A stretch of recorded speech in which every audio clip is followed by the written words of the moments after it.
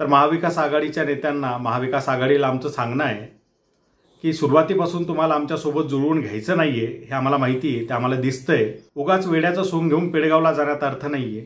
44 झाल्या, 4 शिल्लके वगैरे हे करण्यापेक्षा तुमच्यात 48च्या 48 जागांचं वाटप झालंय अशी बातमी देऊन एकदाचं मोकळं व्हा.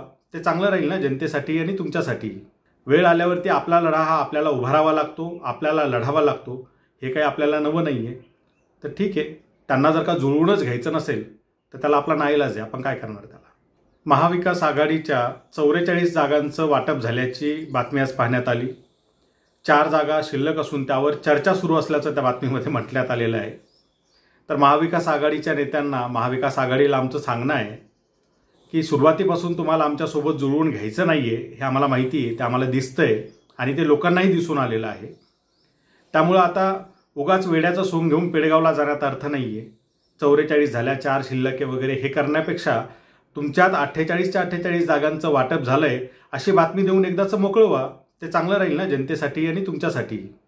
आणि फुले शाहू आंबेडकर विचारधारेवर विश्वास असलेल्या जनतेने आणि मतदारांनी सुद्धा आता या सगळ्या प्रक्रियेकडे डोळसपणे बघितलं पाहिजे.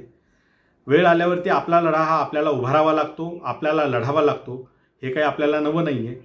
तर ठीक आहे, त्यांना जर का जुळवूनच घ्यायचं नसेल तर त्याला आपला नाईलाज आहे. आपण काय करणार त्याला.